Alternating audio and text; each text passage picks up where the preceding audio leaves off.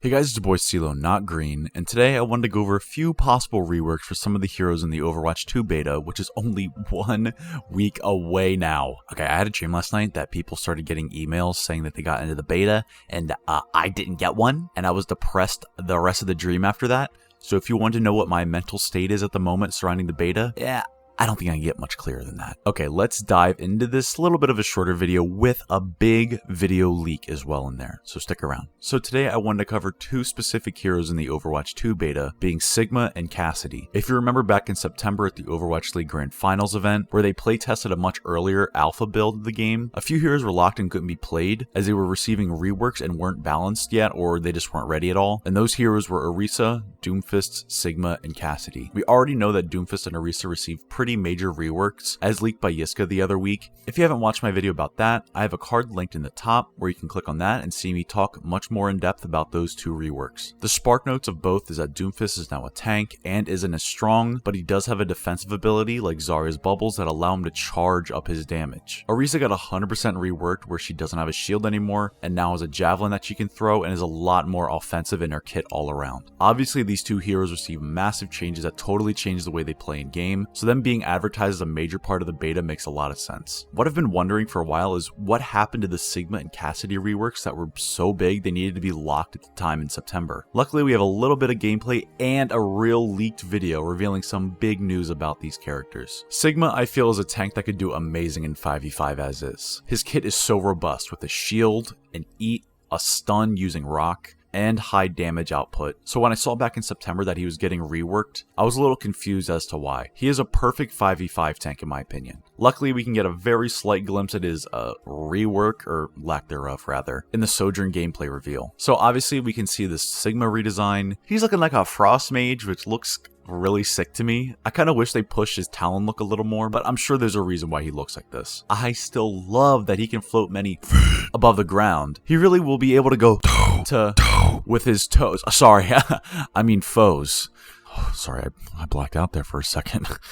Whew. Anyway, as the Sojourn trailer continues, we can see Sigma using some of his abilities. The most obvious is his shield. So Sigma still has his shield, and to me, correct me if I'm wrong here, but his shield looks giant. I tried to go in and recreate this in-game trying to match the angle of this video, and it looked the same, but I can't tell if this is an optical illusion or if Sigma's shield is just a lot bigger. To me, it does look bigger, and I can imagine that as a solo tank, the shield would need to be a little bit stronger than it is on live. So make it a little bit bigger and make the health a little more. But I don't think getting rid of all shields and how strong they can be is necessarily a bad thing. Sig's shield usually is used now as a brief few seconds to block any damage or hog hooks, but I can see the shield being a little more robust as a solo tank. Moving on, we can also see him using accretion, or his rock. So they kept that ability as well as his normal primary fire. As you can see him shooting the 2 balls before Sojourn slides under his shield and does her gamer style and wipes out the whole team. Other than that, we don't see him use his grasp or his ult, but based on 3 out of 5 of his abilities being the same, I can say that he basically has gone unchanged after all this time. I can't see them getting rid of grasp or his ult, so it really makes me wonder what they were doing with him back at the time in September when they didn't want him playable. They could have been testing some insane reworks and it just didn't pan out, or maybe they just realized he's good as is and just needed a few number tweaks to get him playing okay in the Overwatch 2 beta. Alright, moving on from Sigma, let's talk about Cassidy. This is the fun one because last night on r/competitive Overwatch, someone who's been posting leaked screenshots has finally posted something that we haven't seen before. Damn, what a shocker. He uploaded a video of Cassidy in the training range using his new Flashbang Rework. Luckily, I downloaded the video before the mods or the guy himself removed the post, so unless you were up at like 4 AM last night, you missed it. So, since day 1, the Overwatch dev team has said that Cassidy's Flashbang was a major CC that they wanted to remove. Getting flashed as Ryan or like literally anybody on the roster is mad annoying. Getting your movement completely halted and unable to defend yourself was something that the devs felt like was something that did not need to be on a DPS hero going into a game where the DPS will matter more than ever before. So let's go ahead and take a peek at this short leaked clip.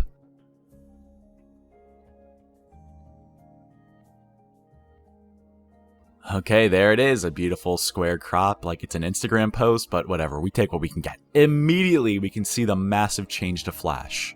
The icon's different, do you see it? It looks like Call of Duty, oh my god, the game is Call of Duty now, oh my god! Okay, sorry, I blacked out again.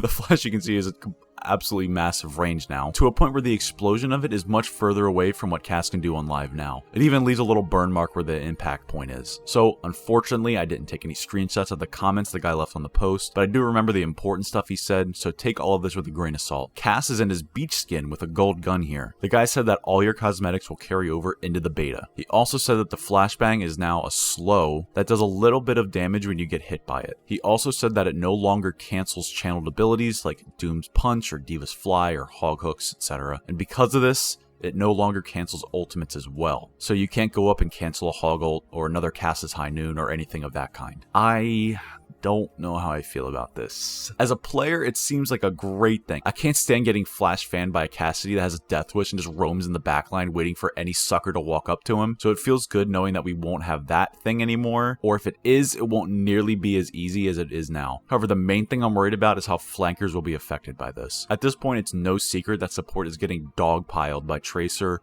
Sojourn, Sombra, Genji, etc. All of the flankers are just ruining the days of the support players in the alpha. Having one less tank removes any peel option from the team, and now hard CC like Flash is being replaced with a much harder to execute, slow. So if you suck as Cass, your Zen or Ana is toast. If what this guy said is true, flashing slows, so it will still be possible to counter a Tracer by making her easier to headshot when she's slowed, but harder than when she was just rooted in the ground and couldn't move during the flash duration. I think with this and the addition of Sojourn's Disruptor Shot ability, the mantra of Blizzard saying no CC has kind of changed. At the beginning, they said that any major CCs would be removed from DPS and support and giving them mostly to tanks. With Mei not freezing anymore and only slowing people with her primary fire, Sojourn having a field that slows and damages enemies caught in its AoE, and now Cassidy having his flash change into a slow that requires proper distance to execute correctly, it seems like the Overwatch team has changed their idea from no CC to no hard CC. Hard crowd control means something like Cass's Flash Now or Mei's primary fire that freezes you in place. Anything that makes you unable to play and stops you in your tracks, that's hard CC. Soft CC is what it looks like they're leaning into. Slows, AoE damage, boops, stuff like that, at least for DPS. Before you could get an easy headshot or flash fan from Cassidy,